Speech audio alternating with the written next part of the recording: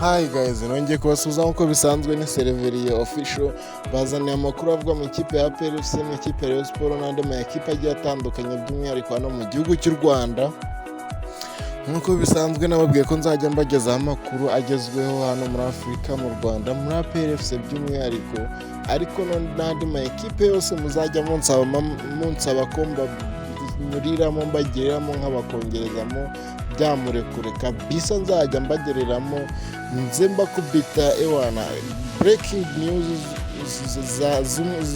mbabwire ngo ni breaking news zimwe zizewe za zindi za ndani muri make.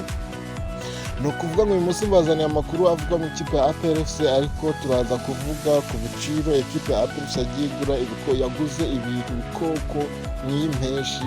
Amafaranga hari ibiciro by'amafaranga ibi bikoko APR FC yaguze biri hanze.